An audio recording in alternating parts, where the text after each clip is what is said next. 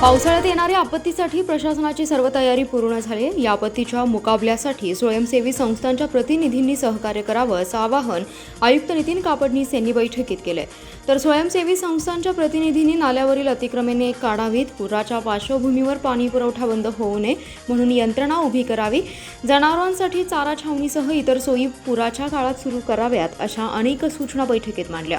पावसाळ्याला सुरुवात होत आहे। संभाव्य आपत्तीच्या पार्श्वभूमीवर महापालिकेत महापौर दिग्विजय सूर्यवंशी आणि आयुक्त नितीन कापडनीस यांच्या प्रमुख उपस्थितीत स्वयंसेवी संस्थांच्या प्रतिनिधींची बैठक महापालिकेत पार पडली। या बैठकीत अनेकांनी सूचना मांडल्या।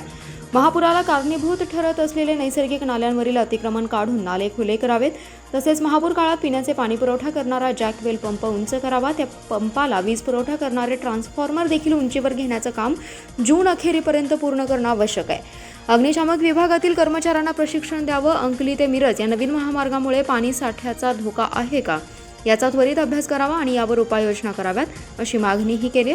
तर पूर पाहण्यासाठी येणाऱ्या गर्दीवर नियंत्रण ठेवावे यांसह अनेक विषयावर या बैठकीत चर्चा झाली। या सर्व विषयावर चर्चा केल्यानंतर महापौर दिग्विजय सूर्यवंशी आणि आयुक्त कापडनीस यांनी या सर्व बाबींचा विचार करून तसेच नियोजन महापालिका प्रशासनाकडून केलं जाईल अशी ग्वाही दिली। केंद्र शासनाने पेट्रोल आणि डिझेलवरील अबकारी करात कपात केल्यानंतर राज्य शासनाने पेट्रोलवरील मूल्यवर्धित करात ₹2.08 तर डिझेलवरील करात ₹1.44 कपात केली। मात्र त्याची अंमलबजावणी अद्यापही झालेली नाही। केंद्राच्या कर कपातीनंतर सांगली शहरात पेट्रोल प्रति लिटर ₹111.01 तर डिझेल ₹95.55 मिळणार होते। तर केंद्र शासनाच्या दर कपातीमुळे वाहनधारकांना दिलासा मिळालाय, मात्र राज्य शासनाच्या दर कपातीकडे लक्ष लागलंय। गेल्या 4 महिन्यात पेट्रोल डिझेलसह स्वयंपाक गॅसच्या दरात भरमसाठ वाढ झाली आहे। या महागाईच्या झळा सर्वसामान्य नागरिकांना बसल्या होत्या, त्यामुळे नागरिकांमध्ये संतापाची लाट होती। त्यामुळे केंद्र सरकारने पेट्रोलवरील अबकारी करात ₹8 तर डिझेलवरील करात ₹6 कपात शनिवारी केली। त्यामुळे सांगली शहरात पेट्रोल प्रति लिटर ₹120.10 यावरून ₹111.01 झाले होते, तर डिझेलचा दर ₹102.85 वरून ₹95.55 पर्यंत खाली आला होता। रविवारी राज्य सरकारने पेट्रोलवरील मूल्यवर्धित करात ₹2.08 तर डिझेलवरील करात ₹1.44 कपात केली। त्यामुळे पेट्रोल आणि डिझेलच्या दरात सोमवारपासून कपात होणं आवश्यक होतं, मात्र दर कमी झाल्याचं दिसून येत नाहीये। सांगली शहरात पेट्रोल प्रति लिटर ₹111.01 तर डिझेलचा दर ₹95.55 कायम आहे। सांगली कृषी उत्पन्न बाजार समितीने मिरजेतील मदन पाटील फूल मार्केटमधील शेतकऱ्यांसाठी राखीव ठेवण्यात आलेले 2 गाळे परस्पर व्यापाऱ्यांना विकण्याचा घाट घातलाय। तो निर्णय रद्द करून गाळे शेतकऱ्यांना परत देण्याच्या मागणीसाठी मार्केट यार्डातील मुख्य कार्यालयाबाहेर निदर्शने करण्यात आली आहेत। दरम्यान दोन्ही गाळे शेतकऱ्यांना परत देण्याची ग्वाही प्रशासक निळकंठ करे आणि सचिव महेश चव्हाण यांनी दिली। मिरजेतील गाळे शेतकऱ्यांना देण्याच्या मागणीसाठी स्वाभिमानी शेतकरी संघटनेचे जिल्हाध्यक्ष महेश खराडे यांच्या नेतृत्वाखाली आंदोलन करण्यात आलं। सचिव चव्हाण यांनी दिलेल्या निवेदनात म्हटलंय की सांगली कृषी उत्पन्न बाजार समितीचे मिरज येथील जनावर बाजारात मदनभाऊ पाटील फूल मार्केट आहे। या मार्केटमध्ये 28 गाळे, त्यापैकी 26 गाळे व्यापाऱ्यांना व्यापारासाठी भाडे तत्वावर दिले, तर 2 गाळे शेतकऱ्यांसाठी राखीव ठेवण्यात आले होते। त्या ठिकाणी शेतकरी फुलं घेऊन येतात आणि थेट ग्राहकांना विकतात, त्यामुळे शेतकऱ्यांना 4 पैसे ज्यादा मिळतात। मात्र काही दिवसांपूर्वी ते दोन्ही गाळे व्यापाऱ्यांना भाडे तत्वावर दिले, तसा ठराव संचालक मंडळाने केलाय। तो ठराव रद्द करण्यात यावा, ते गाळे शेतकऱ्यांना द्यावेत अशा मागणीसाठी निदर्शने करण्यात आली। सर्वोच्च न्यायालयानेच राज्य सरकारला ओबीसी आरक्षणाबाबत काही आदेश दिले असून त्यानुसार तातडीने राज्य मागासवर्गीय आयोगाचे गठन करावे, तसेच ओबीसी समाजाचा इम्पिरिकल डाटा एकत्र करून तो न्यायालयात सादर करण्याच्या सूचना केल्या होत्या। त्यास अनुसरून तातडीने कार्यवाही करावी अशी मागणी भारतीय जनता पक्षाच्या वतीने धरणे आंदोलनाद्वारे करण्यात आली आहे। या प्रश्नी जिल्हा प्रशासनास निवेदन देण्यात आले। काही महिन्यात राज्यातील अनेक महापालिका, नगरपालिका, स्थानिक स्वराज्य संस्थेच्या निवडणुका होणार असल्याचं नमूद करून निवेदनात म्हटलं आहे, न्यायालयाच्या आदेशानुसार ओबीसींच्या राजकीय आरक्षणास मनाई केली आहे, परंतु राज्य सरकारमधील अनेक जण डेटा देण्याचे काम केंद्र सरकारचे आहे असे सांगून ओबीसींची दिशाभूल करत आहेत। सर्वोच्च न्यायालयाने नुकताच मध्य प्रदेश सरकारला ओबीसी आरक्षण मंजूर केले।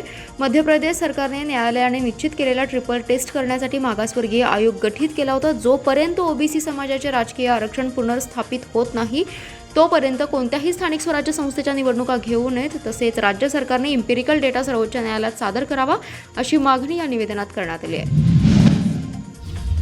छत्रपती शिवाजी स्टेडियम विकसित करण्यासाठी महापौरांच्या अध्यक्षतेखाली कमिटी गठीत करण्याचा निर्णय आयुक्त कापडनीस यांनी घेतला. या कमिटीच्या अहवालानुसार क्रीडांगण विकसित करण्याचा नवा आराखडा तयार होणार आहे, तर पहिल्या टप्प्यात भुयारी ड्रेनेज काम करण्यावर बैठकीत एकमत झाले. छत्रपती शिवाजी महाराज स्टेडियमच्या विकसनाबाबत महापालिकेचे सर्व पदाधिकारी आणि स्थानिक क्रीडा संस्थांचे प्रतिनिधी यांची बैठक महापालिकेत घेण्यात आली आहे. या बैठकीत सर्व क्रीडा संस्था प्रतिनिधींनी आपली मते मांडली. यावर आयुक्त कापडनीस यांनी छत्रपती शिवाजी महाराज स्टेडियमच्या विकसनाबाबत महापौरांच्या अध्यक्षतेखाली कमिटी गठीत करण्याचा निर्णय घेतलाय. यामध्ये उपायुक्त तसेच क्रीडा संस्थांच्या प्रतिनिधींना घेण्यात येणार आहे. स्टेडियमच्या विकसनाबाबत नेमका कसा आराखडा हवा याबाबत समितीनेच निश्चिती करून समितीकडून आलेल्या आराखड्यानुसार छत्रपती शिवाजी महाराज क्रीडांगणाचे विकसन केलं जाईल असे आयुक्तांनी जाहीर केलं. तसेच लवकरात लवकर क्रीडांगणासाठी आवश्यक सर्व सुविधाही उपलब्ध केल्या जातील. याचबरोबर भविष्यात महापालिका खेळाडू दत्तक घेणार असल्याचंही आयुक्त कापडनीस यांनी स्पष्ट केलंय. तसेच पुढचा निर्णय होईपर्यंत स्टेडियमचे भुयारी ड्रेनेजचे काम करण्यावर या बैठकीत एकमत झाले. कुपवाड येथील उपवन संरक्षक अधीक्षक कार्यालय सामाजिक वनीकरण सांगली या कार्यालयाबाहेर कोयना अभयारण्य प्रकल्पग्रस्त 6 गावातील नागरिक आमरण उपोषणास बसलेत. पुनर्वसन अंतर्गत प्रकल्पग्रस्त लोकांच्या नागरी सुविधा आणि इतर लाभांकित सुविधा मिळाव्यात अशी प्रकल्पग्रस्तांच्या मागण्या आहेत. ज्या कोयना अभयारण्य प्रकल्पग्रस्त झाडोली, आंबेघर, शिरशिंगे, डिचोली, पुनवली, नहिंबे, आंबेघर या गावांचं पुनर्वसन 2007 व 2012 रोजी पलूस या ठिकाणी झालं. पलूस येथील आंधळी रोड व म्हाडा कॉलनी शेजारी या प्रकल्पग्रस्तांना जागा मिळाली, परंतु आज अखेर त्यांना मूलभूत सुविधा मिळाल्या नाहीत. वसाहतीमधील प्रकल्पग्रस्तांना पुनर्वसन अधिनियम 1999च्या कलमानुसार प्रकल्पग्रस्तांना 18 नागरी सुविधा आणि इतर लाभांपासून वंचित ठेवण्यात आले. प्रकल्पबाधित प्रकल्पग्रस्तांकडून शासनामार्फत दानपत्र करवून घेऊन व सुविधांपासून वंचित ठेवून प्रकल्पग्रस्तांची फसवणूक केली आहे अशी सर्व प्रकल्पग्रस्तांची भावना आहे. प्रकल्पग्रस्तांच्या 18 नागरी सुविधा आणि मागण्या पुढील प्रमाणे आहेत. यामध्ये पिण्याच्या पाण्याची कायमस्वरूपी सोय व्हावी, शेतीच्या पाण्याची सोय व्हावी, जनावरांच्या गोठ्यासाठी जमीन आणि अनुदान मिळावे, जनावरांच्या चाऱ्यासाठी जमीन मिळावी, बाजार विकासासाठी जमीन, भविष्यात गावठाण विस्तारासाठी जमीन, अंतर्गत रस्ते खडीकरण, गावठाण अंतर्गत गटारे, बस स्टँडसाठी जमीन या मागण्यांसाठी नागरिकांनी वन विभाग सामाजिक वनीकरण कार्यालयाबाहेर आमरण उपोषण सुरू केलं आहे. मिरज कृष्णा घाट रोडवरील रेल्वे उड्डाणपुलाच्या कामाचे उद्घाटन झाले असून रेल्वे लाईनजवळ असणाऱ्या झोपडपट्टी वासियांच्या पुनर्वसनाचा प्रश्न प्रलंबित होता. पुनर्वसनासाठी महापालिका प्रशासनाने रेल्वे प्रशासनाकडे 2 महिन्यांचा कालावधी मागितला. 2 महिन्याचा कालावधी मिळाला असून झोपडपट्टी वासियांचे पुनर्वसन होऊन रेल्वेच्या उड्डाणपूल तसेच इतर कामे सुरू होतील अशी माहिती आमदार सुरेशभाऊ खाडे यांनी दिली आहे.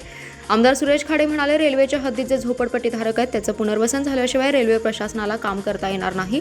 त्यामुळे रेल्वे प्रशासनाने महापालिकेला 2 महिन्यांचा कालावधी दिला. त्यामुळे कोणीही येऊन झोपडपट्टी वासियांमध्ये संभ्रम निर्माण करण्याचा प्रयत्न करत आहे. झोपडपट्टी वासियांनी याकडे दुर्लक्ष केले. महापालिका प्रशासन त्यांचं पुनर्वसन करणार असून तसेच सुविधाही देणार आहे. त्यामुळे कोणीही येतो आणि झोपडपट्टी वासियांना पुनर्वसनासाठी मीच प्रयत्न केला असे सांगत आहे. त्यामुळे रेल्वे प्रशासन आणि महापालिका प्रशासनाच्या बैठकीत हा निर्णय झाला असल्याचं त्यांनी स्पष्ट केलं.